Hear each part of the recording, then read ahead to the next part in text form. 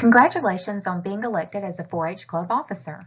You should watch this video before you attend the hands-on training. No matter what organization you're a part of, at some point you'll need to conduct business. Money will need to be spent. Decisions will need to be made. In a 4-H club, there are 3 parts to a club meeting. About 25% of your meeting time should focus on business. The other parts of the club meeting are the education program, which should take about 50% of the time, and social time, which should be about 25% of your meeting time. These percentages can change from meeting to meeting, but this chart helps you plan your time. There may be times that you meet and you don't hold a business meeting. That's fine, but you should plan on having a business meeting at least once a month, even if it's brief. For a meeting to run efficiently and smoothly, you'll need some people to guide and direct the meeting. In 4-H, we use club officers to do this. Most clubs elect a president, vice president, secretary, and treasurer. The president prepares the agenda for the club meeting, getting input from the club leader and the officer team. As a president, you should be able to plan, organize, and speak in front of a group. You'll also guide and direct each meeting by serving as the chairman, so you'll need to listen carefully to what's going on during the meeting. You'll need to learn the basics of parliamentary procedure as well. The vice president assists with the president's responsibilities, leads the meeting if the president is absent, and leads the Pledge of Allegiance and 4-H pledge at each meeting. The VP should have the same attributes as the president, learn the basics of parliamentary procedure, and also be a willing helper. The secretary is responsible for all club correspondence. Most importantly, this means taking minutes at every club business meeting. Minutes tell who, what, when, where, why, and how. The secretary should be able to listen and write at the same time while a meeting is taking place. The club minutes tell us exactly what happened during the business meeting, from who proposed a motion to what the outcome of the vote was, to what the educational program consisted of at the meeting. The treasurer is responsible for club funds and should be responsible, thorough, and careful in dealing with club money. This includes receiving money from 4-H club members and keeping accurate records. Before each club meeting, you'll need to contact the 4-H office and get a 4-H club financials report. Good meetings don't happen by accident. I've been to some really bad ones and they're no fun. It's your goal to make sure your meetings run efficiently and smoothly, and we're going to discuss some ways to make that happen. You need to plan and organize some things before the meeting begins. Your meeting should have a purpose or an objective to accomplish. We determine this using an agenda. You need to determine the participants that need to be at the meeting.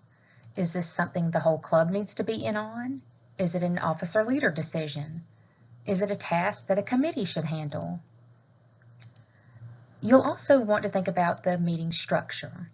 Ask yourself, how can we best accomplish our purpose? Do we need a guest speaker? Should we show a video? Could we discuss it in groups? Or can I demonstrate something? Finally, think about logistics, location, time, and setting. Select a place that meets members' needs, your meeting objectives, and how you want to structure the meeting.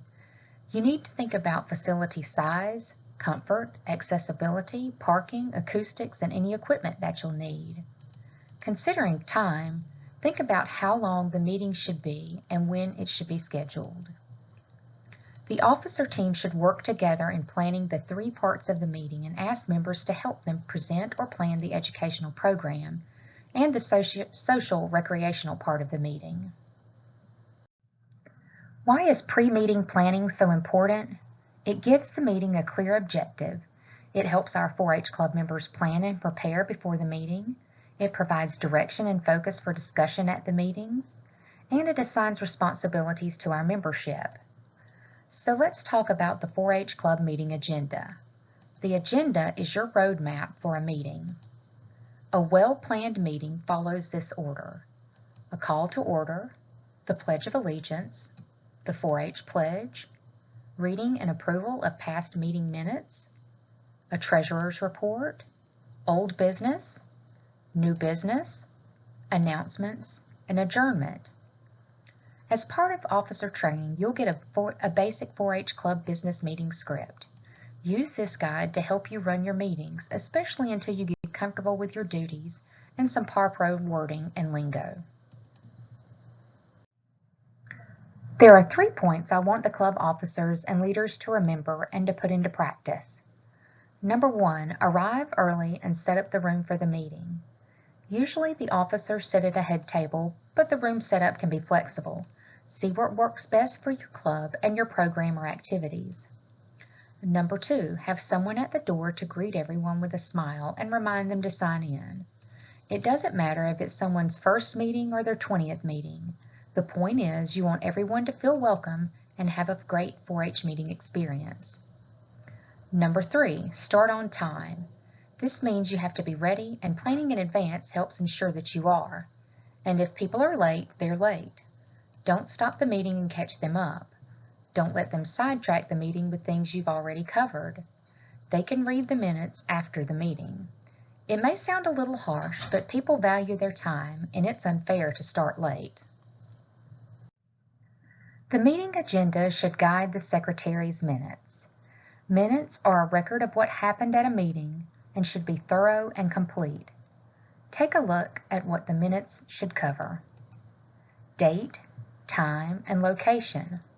The number of people present. Approval of previous meeting minutes.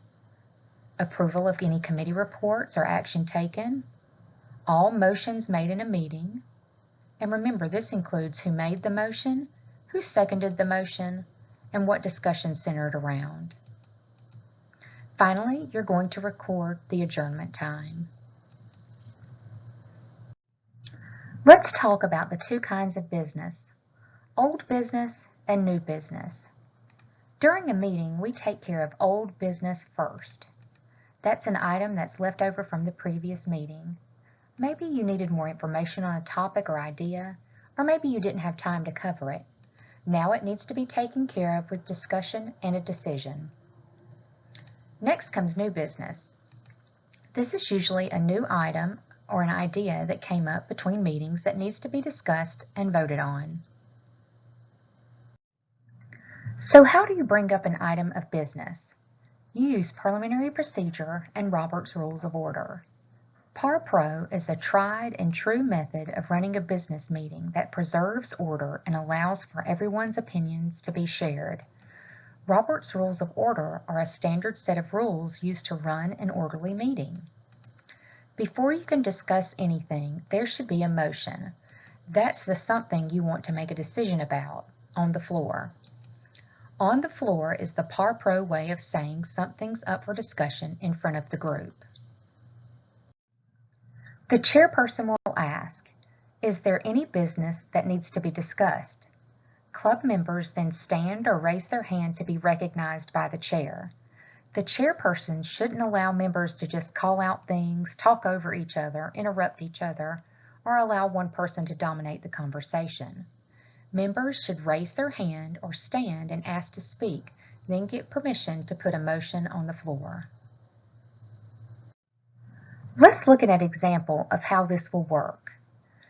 Your club wants to purchase shirts for all members. The motion will sound like this. I move the club purchase polo shirts for all members. Not I motion, not I make a motion. The correct wording is I move. The secretary should then record who made the motion. After the motion is made, another club member should state second to indicate it's time for discussion. Stating second doesn't necessarily indicate a support for the motion, it just indicates that the topic is worthy of discussion. If there's no second, the motion dies and will not be discussed. When discussion slows down or a member feels adequate discussion has taken place, he or she will call question, which leads the chair to call for a vote on the motion. There are several ways to carry out votes: voice, stand, show of hands, ballot, and roll call are all of the most common. If a vote needs to be kept secret, as in officer elections, secret ballot can be used. This video should help you be ready to put some basic parliamentary procedure skills into action when we meet for 4-H officer training. Club officers are a great asset to 4-H club meetings, and I'm glad you decided to take on a leadership role. A well-run business meeting helps your club take care of business efficiently and smoothly and gives a voice to all 4-H club members. Thanks for participating in this course. Please email me the title of the course along with your answer to one of the questions to indicate that you've completed the course.